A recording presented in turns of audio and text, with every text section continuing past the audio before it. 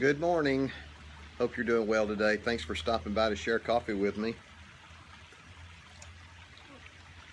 I was talking to somebody recently, trying to counsel, coach, help him through a problem that he was dealing with, and he was telling me about the problem and seeking my advice on what to do. So I suggested maybe you could try this. What about this? And he said, no, that won't work because. And I said, well, have you thought about, well, yeah, but that's not right because, well, what if you were to try this? No, that won't work because, well, how about, no, that won't work. It began to occur to me in the conversation that the person I was talking to didn't really want help or advice on resolving the problem. He just wanted to vent about the problem. Nothing wrong with venting about our problems to friends, especially, though this was more of an acquaintance, but anyway. But the thing I realized is this guy was at a place where nothing I was going to suggest would be acceptable to him. And it became apparent that he really didn't want the situation to change. He found some sense of identity and some sense of meaning in the midst of the problem that he was facing, and he had lived with that problem long enough that in his mind at least it had come to define him as a person. You know, I've encountered folks like that many times through the years. People who have a problem, sometimes bad problem, but when you get right down to the heart of it, they don't really want the problem to go away. Now that sounds hard to accept or to imagine, that somebody wouldn't want their problem to be solved when it's creating pain for them, but it's really not that uncommon. There's a story in the 5th chapter of the Gospel of John where Jesus comes to a man, a paralytic, a man who's laying on the ground, and Jesus looked at the man and he asked a question of the guy who'd been paralyzed a long time. Jesus looked at the man and he said, "Do you want to get well? Do you want to get well?" Now that might seem like a strange question to ask a paralyzed man, but it wasn't. Because Jesus understood something that many today don't understand, and that is, not everybody wants to get well. Now, you may have a problem that's debilitating in your own life. Maybe you've got an issue that you can't resolve, a problem that's creating you a lot of pain for you. But the question you need to ask yourself is, do I want to get well? And you need to think before you answer that question.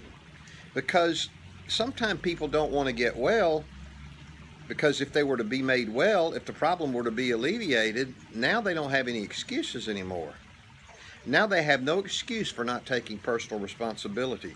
You know, over and over again when Jesus would heal people, he would, like the paralytic, he said this to the man. He said, "Take up your bed and walk." Pick up your pallet and walk. He didn't just say get up. He didn't just say you're healed. He said take up your bed. It was a participatory encounter with Christ that the man had. The man was involved in it. Taking up his bed was an expression of his own faith and of the fact that he wanted to be well.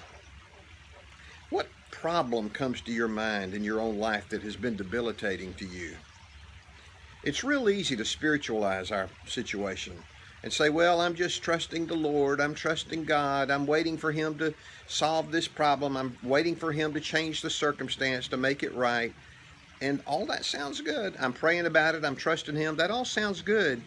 But sometimes what He's waiting is for us to take up our bed and walk. You see, if the problem went away, then you don't have any excuses anymore.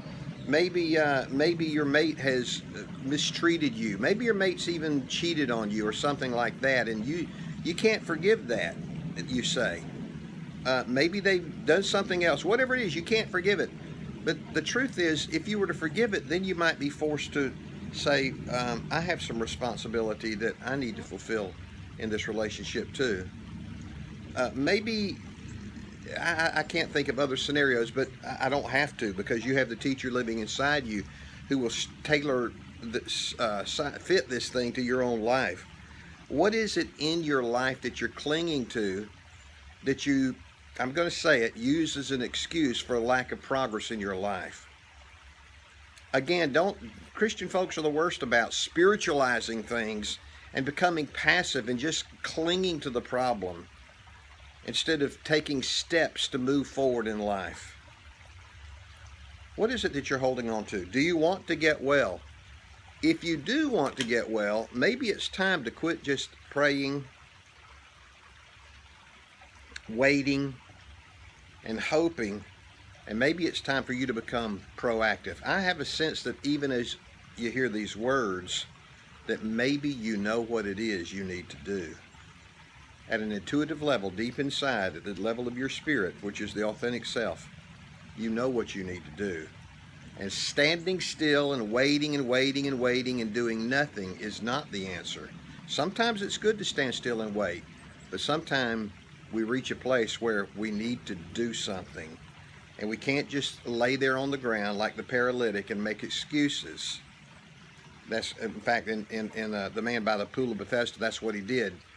He said, there's nobody to pick me up, put me in the water when it's troubled. And immediately when somebody would go in after an angel stirred the water, they'd be healed.